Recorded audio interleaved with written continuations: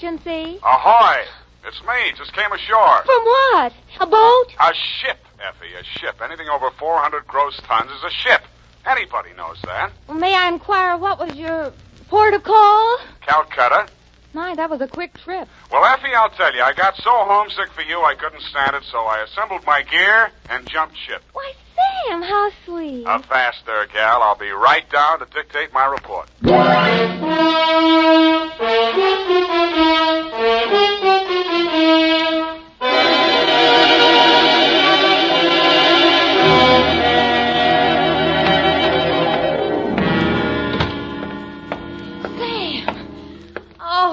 You are alive. Bon voyage, Effie. I've been worried sick. Where have you been? On my way to Calcutta, sweetheart, where the dawn comes up like thunder. Sam, what are you talking about? Calcutta? And the flying fishes play. Ready, Effie? Sam, why did you want to go to Calcutta, of all places? I didn't, Effie. I hate Calcutta. I was Shanghai. To, Mr. Philip J. Fogg, purser, SS Lurene. How do you spell that, Sam? Lurene. Oh, that's pretty. Sam, how could you be shanghaied in this day and age? I mean, isn't it against the law? Stow it, Effie. You're pumping bilge water. Sam, I am not. From Samuel Spade, license number 137596, when you have the time, regarding the Calcutta trunk caper. Dear Mr. Fogg, the following report will explain the enclosed voucher, which is a claim against your company for the amount of $500 and no cents. It will also answer any questions you might be asked concerning the recent unpleasantness on board your ship. It all started yesterday morning in San Francisco when my secretary announced briefly and caustically that there was a lady outside who wanted to talk to me. I judged that she was worth talking to. She was. Your secretary let me in. Well, I'm glad she did. What can I do for you? I'm Marcia Hopkins. I see. Mrs. Marcia Hopkins. I see. However, my husband is dead. I see. It's about my sister that I've come to you, Mr. Spade. I'm dreadfully worried about her. Who's your sister? Miss Constance Pendleton. And she's become involved with a ne'er-do-well, a completely worthless scoundrel, and a real foreign bluebeard. All three? It's one man, Mr. Spade. A Bulgarian, Major Andrea Rodnik. They're going to be married this afternoon, and I'm positive that his only interest is in her money. I'm convinced that he's going to kill her soon after the ceremony. He's done it to other wives in Europe. I've warned Constance and pleaded with her, done everything I could to stop it. But she's completely infatuated with him and refuses to listen to me. Mm-hmm. What do you want me to do? Prevent the marriage if you can. Get the truth about Rodnik's background and face Constance with it. Oh, Mr. Spade, in some way you've got to make her realize the seriousness of the situation. He's a ruthless character. Well, do what I can, Mrs. Hopkins. Oh, thank you, Mr. Spade. Oh, I've felt so alone and helpless until now. Oh, really? But you will do everything you can, won't you? We've got to save her life.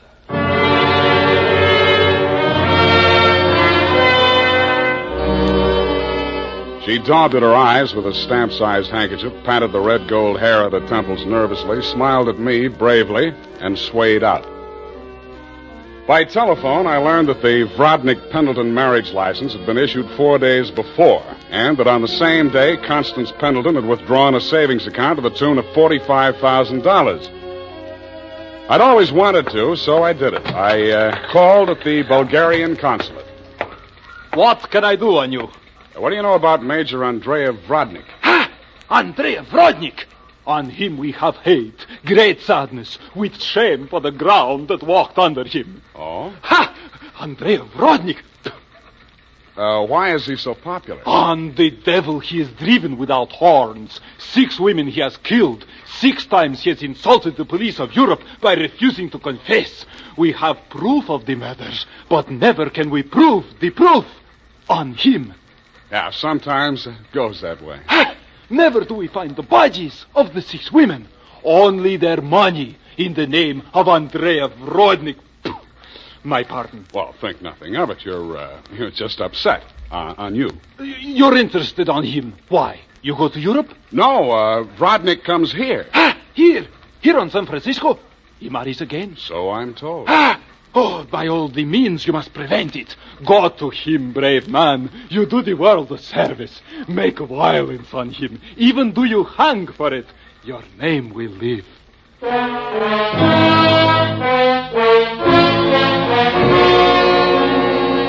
With those valiant words goading me on, I left. The farther I got into the caper, the more it looked as if Marcia's fears for Constance Pendleton were very real and very well-founded. When Constance opened the door of her hotel suite, I could see 3 trunks and a number of smaller pieces of luggage, all locked and ready to be taken out. Yes? Hey, Constance Pendleton? Yes? I'm a detective. My name is Spade. Detective? What do you want? I want to talk to you about that Bluebeard you're going to marry. Get out of here. You listen, I'll talk, and then I'll get out of here. I just left the Bulgarian consulate. Vrodnik has been accused of the murders of 6 women in Europe. Each of them were wealthy. Each of them married him, and each time Vrodnik came into all their money. Are you trying to blackmail me because of the lies about my fiancé's past? If you are, you're wasting your time. Well, no matter what I'm doing, I'm wasting my time. But to put you straight, your sister hired me, and I am now resigning. She's worried about you, not me. Then you should spend more time investigating your clients, Mr. Spade. You could have saved both of us some time. I have no sister. This is my wedding day. Goodbye, Mr. Spade.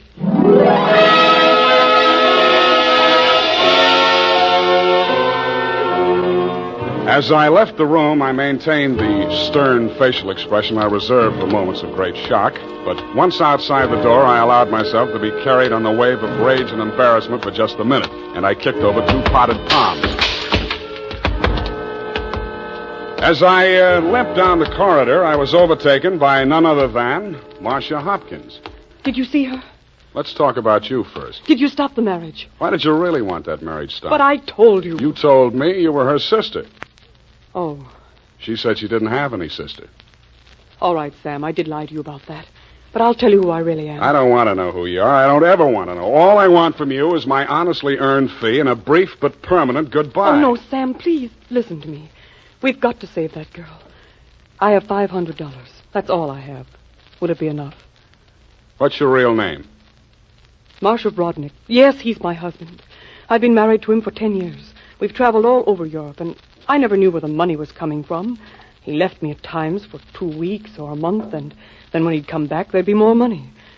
I just realized that that's when he must have been killing those poor women. And I know that's what he's going to do this time. I just can't stand it. You've got to protect her. That should be easy. We'll let him get married and meet him at the door with a bigamy warrant. Then you will see me through this. I might. Oh. In my bag, there's $500. Take it. If we can't stop the marriage, then don't let him out of your sight. Not even for a minute. He's a beast, Sam. A beast.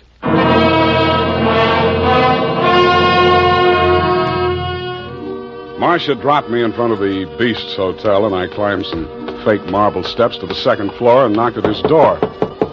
The man who opened it was heavy, handsome in a swarthy, coarse sort of a way, and glowing conceit through 2 eyes, one monocled, one not.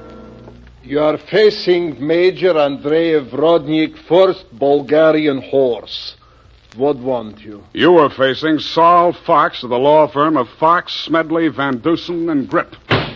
You overwhelmed yourself. I came here to warn you. If you go through with the marriage to Constance Pendleton, you're going to find yourself tangled with civil law. Warn Andrei Vrodnik, who has personally led more saber charges than you have teeth in your skull. Yes. Who has personally split, slashed, and impaled on his own blade more men than you have fingers and toes. You warn me? What is this talk? You're going to have a bigamy charge slapped on you 5 minutes after you slip her the ring. The warrant signed by Mrs. Marcia Vrodnik. Bigamy? Ha! I laugh. This is not bigamy. Marcia's your wife, isn't she? That bigamy was committed when I married her. I had another wife then. You call yourself a lawyer, then you know that only the 2nd marriage is bigamy. The ones following that are nothing but interludes. Okay, Major, go ahead and have your interlude. I'm just warning you. Oh, speaks. We are being married on Redwood City from a justice of the peace 1 hour previous. Then we are sailing through the SS Lurin at midnight with our honeymoon. Already a droshky waits for the baggage and luggage. Go now before I'm losing my temper. If you're ever in Calcutta, look me up. Da!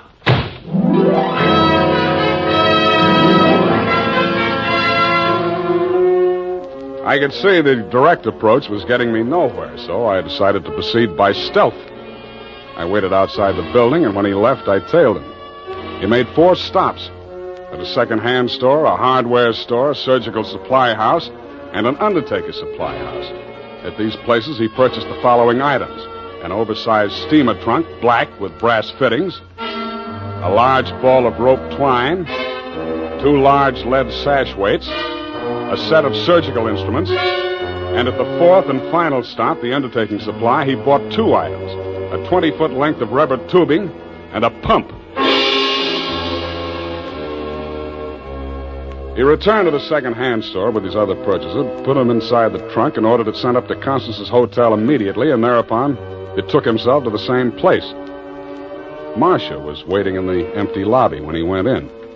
I crouched behind a pillar, turned up my hearing aid, and listened. Did you get the thing? Yeah. Now listen, my darling. We must work fast. As soon as the trunk arrives, before she has a chance to get to the telephone... Yes, Andrea, but please, no cutting in the apartment. As you wish, my darling. Now, you know what you have to do. While I'm getting her into the trunk, you'll change her clothes, put on her traveling dress, the hat with the wet... What is it? What's the matter? Nothing. Come, we must make haste.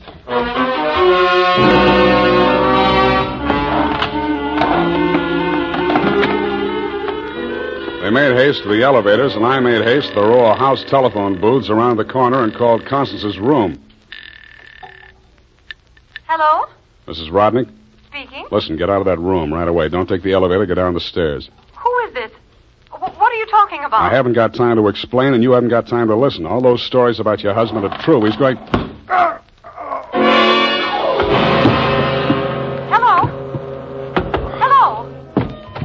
Are you still on the line? My hand clawed out to the door handle, but I couldn't reach it. I felt as if the walls were closing in around me, and just before it got dark, I had the crazy notion that I was inside Brodnick's big black trunk with the brass fittings. I could still hear Constance's voice way off in the distance, somewhere in the direction of Calcutta. I tried to shout to her, to warn her, and then the lid closed over me.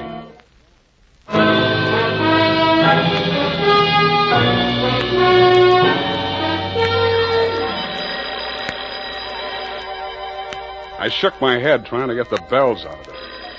Then I remembered where I was and what had happened. I was still wedged into the bottom of a phone booth where I'd slumped when Brodnick sapped me. I got out of there somehow and grabbed a taxi for the Embarcadero. The time was 11:55. The SS Lorraine was scheduled to sail at midnight.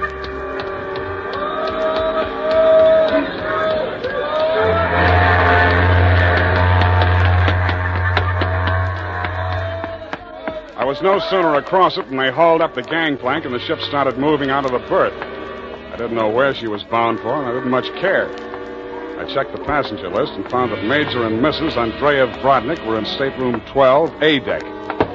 1 minute later, I was hammering on the door of stateroom 12.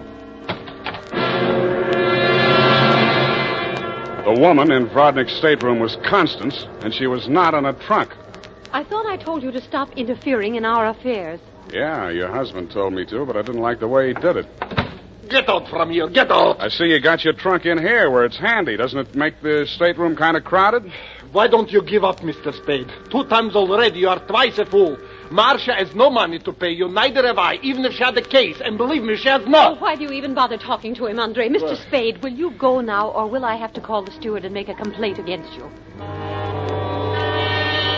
I went. I still thought Marcia Hopkins was somewhere on that ship.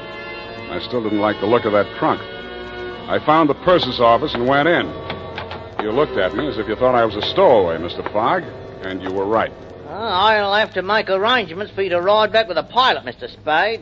You realize, of course, that you're subject to a fine. Look, I don't want to do anything illegal. You know, it was just an impulsive thing. Couldn't I book a passage? Oh, there's the matter of your passport. We could arrange your visa and so on in St. Pedro. We'll put in there in the morning. Well, that's good enough. How much is the fare?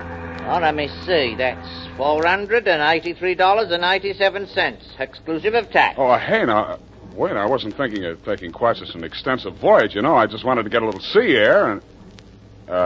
how much to Pedro? I'm afraid you don't understand, Mr. Spade. This is not a coastwise steamer. Our first official port of call is Calcutta. Yeah, I know, but... Calcutta? That's in India. Well, don't you have something a little less expensive, like steerage or... There is only one stateroom available, number 14A deck. Take it or leave it. Okay, Calcutta.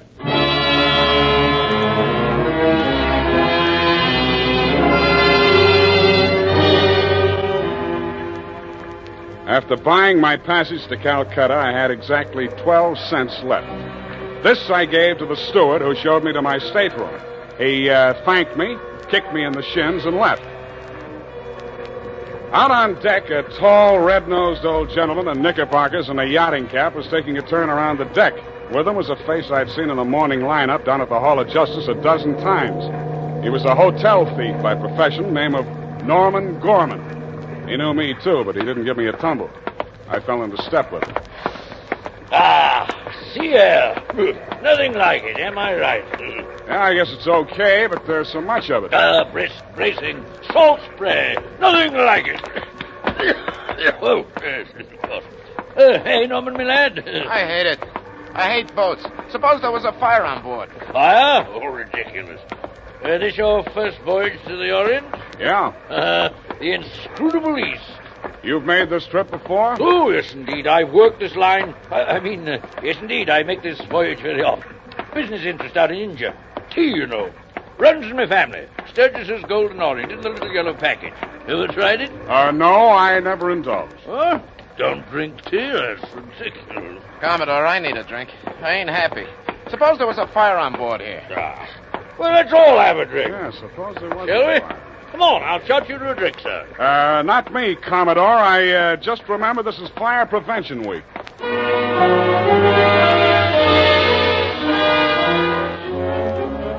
The nearest fire alarm to Brodnick's stateroom was on the companionway leading to the A-deck corridor. It was a glass-enclosed box with a small hammer hanging on a chain.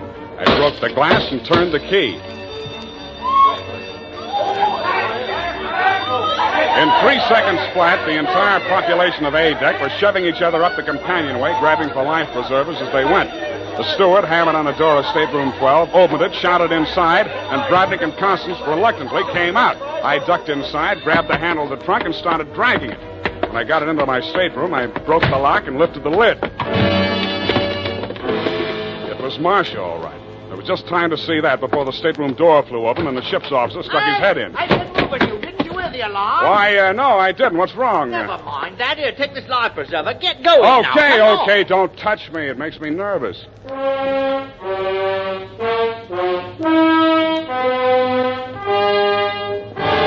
20 minutes later, the captain announced to the mob up on the deck that it was a false alarm, and the passengers drifted back to their cabins. I tried to look casual as I unlocked my stateroom door and walked in.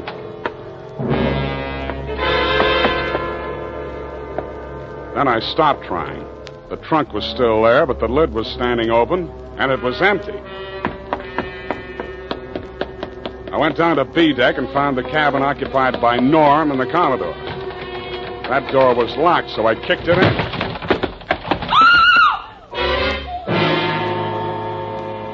You could still see the marks on her wrists and ankles where the cord had been. It was the girl I had seen in the trunk. It was Marcia Hopkins, and she was very much alive. Oh, I'm sorry. I thought it was... Oh, what am I going to do? What am I going to do? You've got to help me, Sam. Why should I help you? He's crazy. They're both crazy. It all depends on who's in the trunk, doesn't it, Marcia? When it was Constance, you didn't think he was so crazy. Oh, don't you understand? I had to pretend that I'd help him. He was going to kill her right there in the hotel room. I told him it was too dangerous. If anybody looked in the trunk, it would be safer if she was in there alive. So he finally agreed and said he'd wait until we got out to sea to kill her. And then he was going I know about that. Oh, the idea was so awful, I couldn't stand it. I started to scream, and then he stuffed the gag in my mouth and tied me up. He must have used chloroform or something, because the next thing I knew, I was in the trunk. And that little dark man was leaning over me. He and that old man with the knickers. They brought me here. So they pulled a switch on you. You were the fall gal all along. Oh, you've got to believe me. It was the only way I could save her life. You're the only one I can turn to, Sam. That little thief and the old man, they'd deliver me dead if there was an extra $25 in it. Oh, say you'll help me, Sam. Please say it. Well, when you ask me like that, what else can I say? Oh, you do believe me, darling. You do believe me. Come on, let's get out of here. I'm sorry, Mr. Spade. Please step back inside. I promised my associate, Mr. Gorman, that I would not allow this young lady to risk her life by leaving this cabin. You're getting into this caper at the wrong end, Commodore. It's wound up. They've bungled it. It's no good anymore. You may be right. But you understand my position, sir. I can't take any chances. You've talked to Mr. Gorman? Norm? Yeah, I talked to him. He took you into his confidence? Stop making with the pistol, Commodore. You don't know how to use it anyway. Oh, heavens, Norm. You're as white as a sheet. What is it? Oh, he's sick. Go get a doctor. Yes, indeed. Right away. Listen, Spade. Take her with you. Get out of here. I don't want no part of this. You got it bad, Norm. I'm sick, I tell you. The way I had it sized, this was a clean caper, a snatch. I figured the dame here's an heiress or something. Maybe they drop her off in L.A., connect some ransom, and go on. I figured there was enough for all of us. Oh, but that creep, that Rodnick, he's crazy. He's a regular Jack the Ripper. Stop babbling, Norm. Tell me what happened, exactly what happened. I get a sinking feeling in my stomach every time I think about it. Well, I go in, see? He's very smooth, very businesslike. He offers me a drink. I accept it. He mixes a couple of highballs for me and the dame, then he starts talking. I guess she don't know all about it before this, because she gets just sick as I do. First, I think he's kidding. Then he drags out this set of cutlery like a doctor uses to operate on people. Only he's got something else in mind. The porthole, you understand? Oh, please. I don't want to hear anymore. Being as it's you he has in mind, I don't blame you. My stomach. Hey, Norm. Norm. Here he is, the ship's surgeon. Oh, dear me. What? Stand away from him, please. Help me get him into the bunk. Sure, Doctor. Take the shade off that light, please. Yes. He's dead, isn't he? Oh, yes, he's dead, of course. Who poisoned him? I didn't waste any time answering him. I grabbed him by the arm. Before he could object, I was pushing him up the companionway to A deck. It was probably too late to save Constance's life if she'd drunk the same poison, and I was pretty sure she had, but if I was going to nail him for the murder of Constance, I had to get there before the evidence vanished. We got there just in time. I don't need to tell you what we saw, and I'd rather not. Rodnick rose slowly to his feet, clicked his heels military fashion, and bowed very low. The ship's surgeon. How opportune. Perhaps you could advise me, Doctor. After all, I am, in all honesty, even still, a mere amateur at this sort of thing.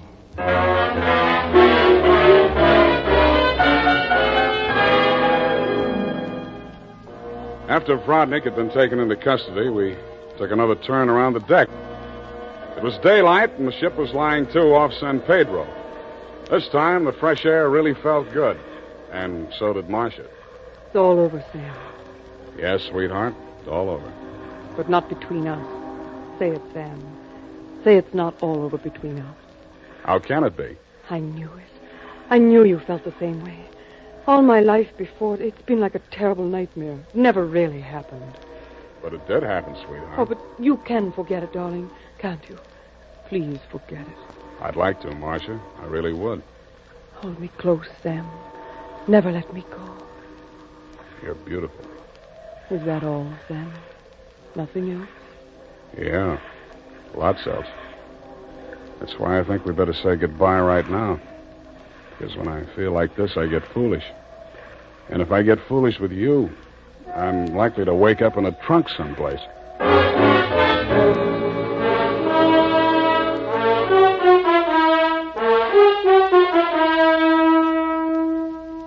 And that, Mr. Fogg, is the true account of the Calcutta trunk caper. As my voyage was interrupted through no fault of my own, I trust you will advise your company to refund my passage minus the one-way trip to San Pedro. Period, and a report.